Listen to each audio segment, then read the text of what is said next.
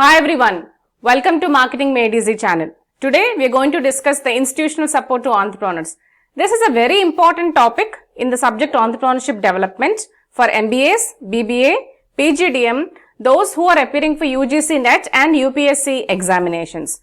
Now if you follow my channel, you will get more updates on entrepreneurship and marketing related content. Do subscribe. So in this video, specifically, I'll be discussing these four components. So what are the four components? What is the institutional support provided to entrepreneurs by these four institutions? 1. IDBI, Industrial Development Bank of India.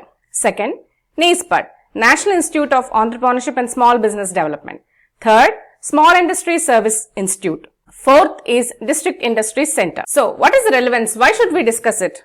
If you are an entrepreneur or if you are a budding entrepreneur, you might be needing funding or some kind of assistance or some kind of promotional activities, or we could say some kind of consultancy at some point of time in your entrepreneurial journey. So if you want to know what is the support that is given by these institutions, this is the perfect video for you to fit into the bill. Now, we will try to understand what is the role that is being played. And when I was teaching entrepreneurship, when I understood that, why are these four institutes mentioned in the syllabus, we have to understand one important thing. That is, at the National Institute, there are institutes like IDBI and NISPAD. At the state level, there are institutes like SISI, and at the rural level and the district level, there are institutes like DIC to support entrepreneurship. Now, we will start with Industrial Development Bank of India, that is IDBI. So, we will discuss a lot of issues regarding IDBI, what kind of support it provides. So, it started its operations on 1st July 1964.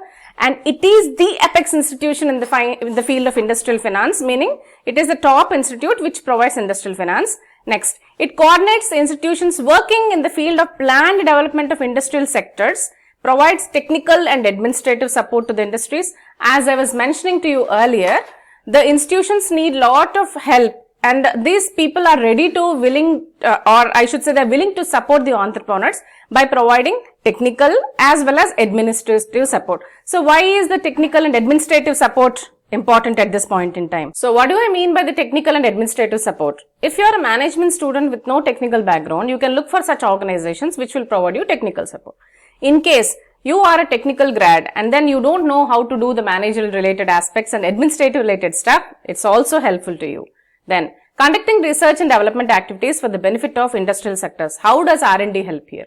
In case you want to venture into any specific industry, so you will have lot of reports generated by organizations like IDBI, which could be very handy to you. So you don't have to search around for lot of places and talk to different people, but in one place you will get from A to Z everything related to the specific sector. Then providing long-term finance to the industrial finance. So as industrial sector. So as I mentioned earlier, long-term finance is a very important aspect for entrepreneurs. So you can take the help of IDBI here.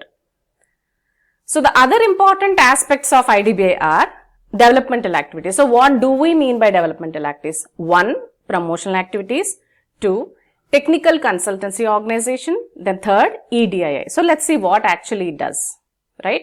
So when we are saying it is a promotional activity, it does lot of things. So what does it do? Number 1, it does entrepreneurship development. Then it also helps the people who are self-employed and looks at the wage employment in the industrial sector for the weaker sections of the society. So how does it do? It has some kind of mechanisms. So it does it through voluntary agencies, entrepreneur parks, energy conservation, common qualities testing center for small industries. So when I say entrepreneur parks, you might have heard in your own places about a food park or some kind of industrial zone where a certain place is allocated for certain specific sectors, and then a lot of activity happens in those sectors. Okay, then energy conservation. So this is a very important aspect. Today in India, there is no dearth of solar energy. We have ample.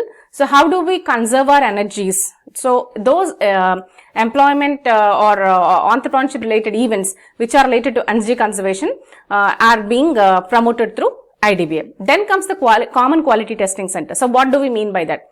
Suppose there are a lot of entrepreneurs in a particular village who are making agarbatti or any kind of ancillary products for fan related items or something. You really do not know whether the product can be pushed forward for acceptance by large organizations. So what is the mechanism? So you can approach IDBI, which will provide you common quality testing center for all those particular small industries.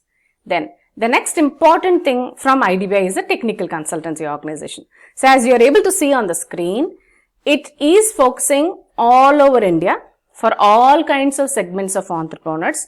Plus, it is trying to provide it at a small and lower cost. And if you see at the project, right from start to finish, it will help you in the project formulation. Not only that, it will also help you in evaluation of the projects, right?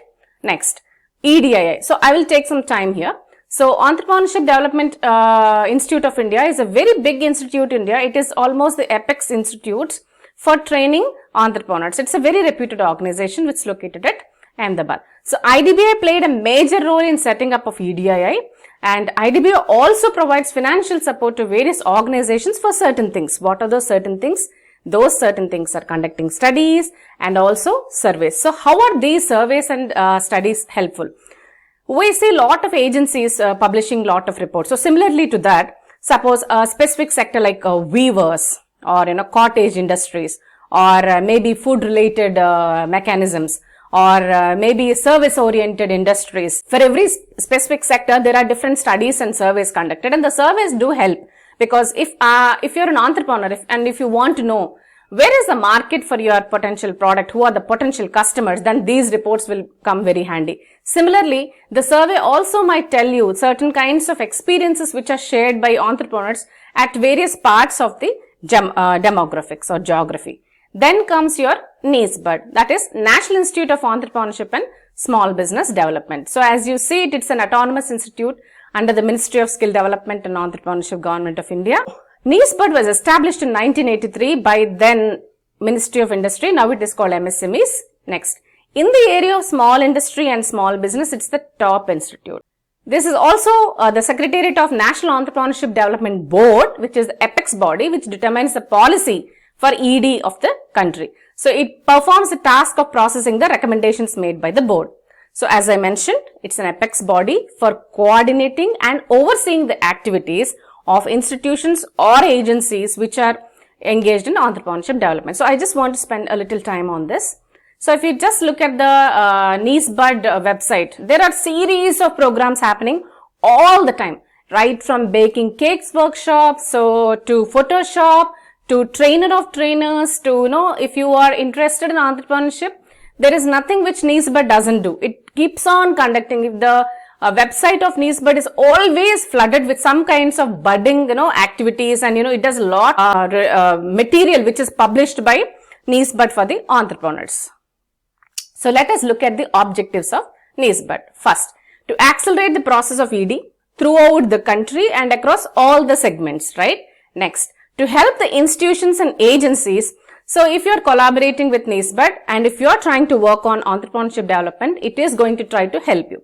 Next, to evolve standardized process of certain things. What are those certain things? Selection, training, support and sustenance to potential entrepreneurs. So who are the potential entrepreneurs? Those people who are prospective entrepreneurs having plans, maybe in the nascent stage, or who have never thought of entrepreneurship.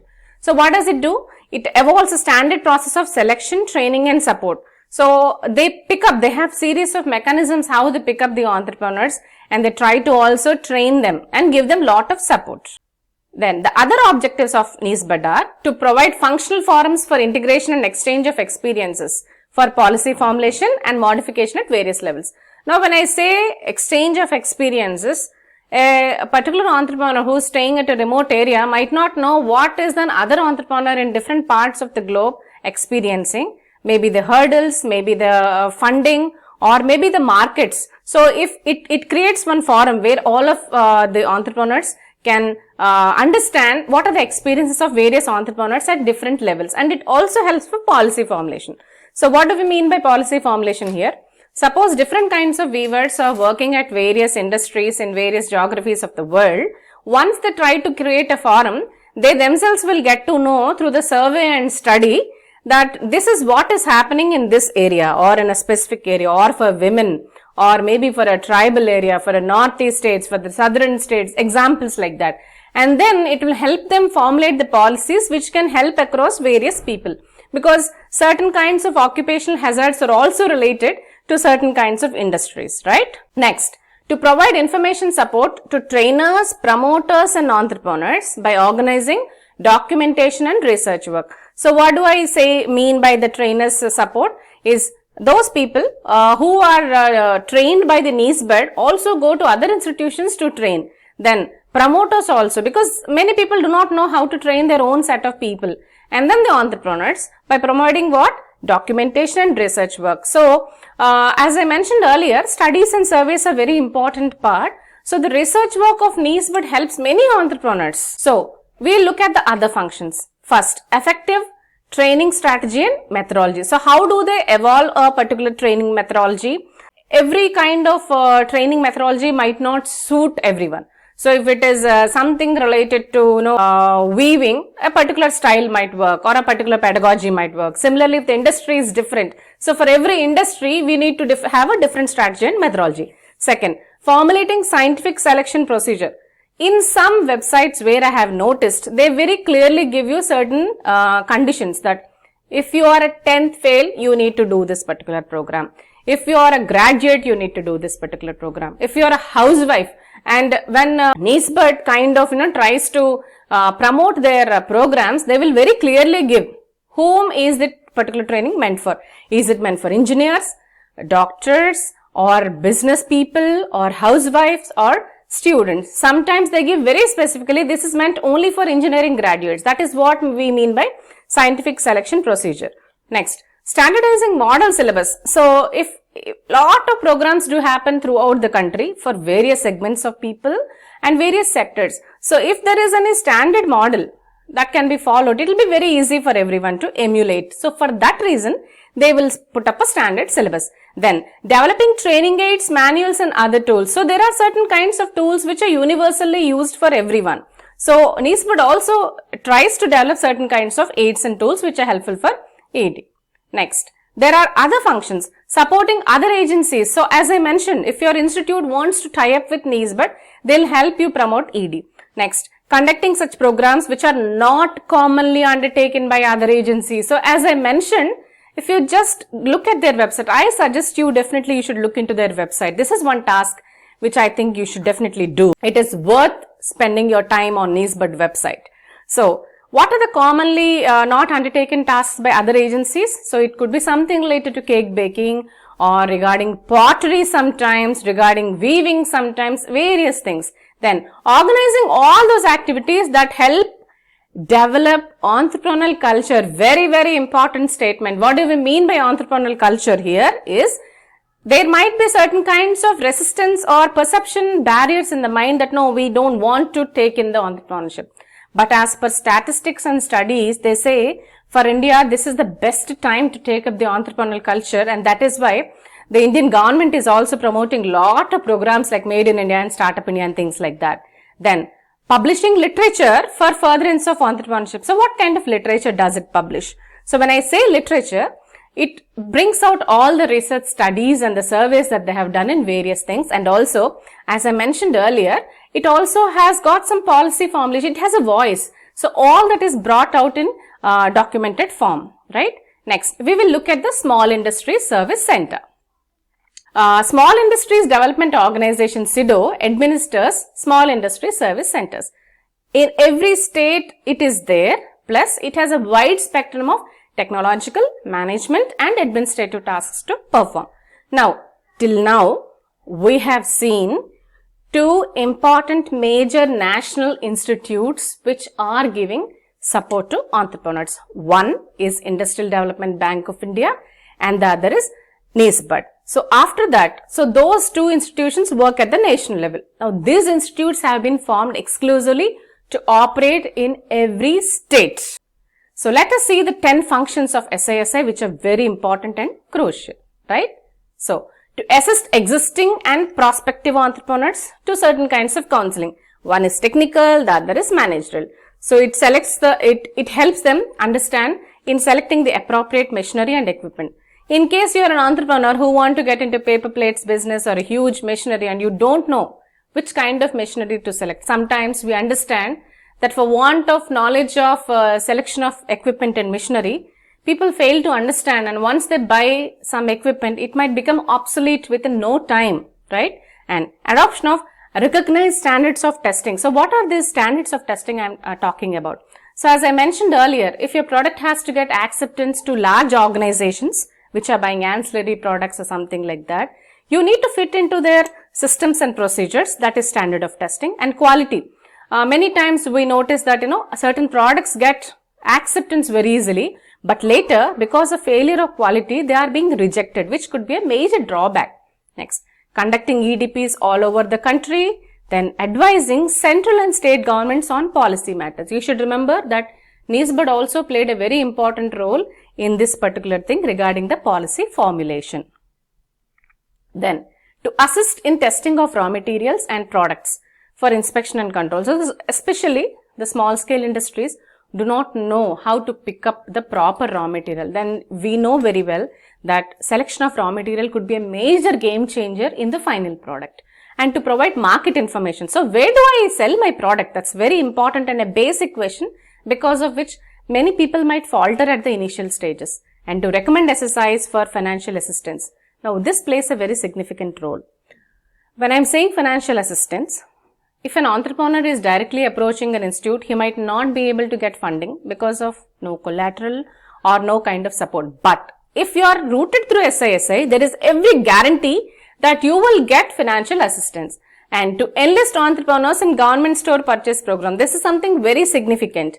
When I am saying government stores purchase program, if your product is enlisted into this, there is every chance that you might get bulk orders. And especially because you are being sold, your product is being labeled and sold in a government stores program, there is every chance that you will get lot of credibility and you can easily sell your market in other places.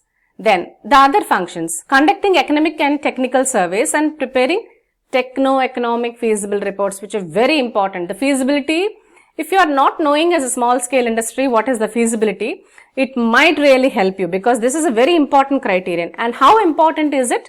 When you are approaching any organization for financial assistance, they will ask you, where is your feasibility report? What's your feasibility study? And if you are a institution which is trying to launch a major program related to technical things, they will ask you definitely, where is the techno-economic feasibility? Then, identifying the potential for ancillary development through subcontract. So, when I say this, so the ancillary parts which are being sold plus subcontract exchanges, a major big industrialist might get a big order. So, if he is not able to fulfill it, he might get some small scale industries to do some parts. So, this is what we are calling by subcontract exchange. Then, organizing seminars, workshops and industry clinics. So, how does an industry clinic help an entrepreneur? In the seminar, workshop and industry clinic, what happens is you get an opportunity to meet experienced people who are from the same industry. They would have gone through the same journey or maybe a slightly similar or different journey. So, you get to know from their experience much without any efforts. So, you will be cautious, oh, this particular entrepreneur failed here or he has taken advantage or leverage, and you might do very well in your future programs, right? Next, the last one for today is the District Industries Center. So, it was started in 1978, especially for small scale industries in rural areas, and it is a single window interacting agency for budding entrepreneurs at the district level. If you are watching my channel, you should try to understand where is your District Industry Center located, and if possible, try to meet them and find out if they have really done something. I keep watching the local newspaper many times, where I get to know that District Industry Center is operating with other agencies to help the people or the entrepreneurs or the people who want to start their businesses in the local areas, that is especially the rural part. Now, let's look at the role and functions. It approves certain kinds of projects of special type, like for example, as I mentioned, different sectors. Then, attending problems regarding registration, bank loans and marketing or production. Then, information on machinery and equipment. So, as I mentioned in SISI also, this is a very important thing. So, there are entrepreneurs who want to explore into various areas, but they do not really know from where to source the machinery, how to get the equipment and probably how to install and use. Then, technical supports for the project report. So, project report, as I mentioned earlier also from the beginning, is very important. So you need to know how to prepare it. If it falters, you are bound to get rejected by organizations. Then these are the assistance which is given by DIC in various forms.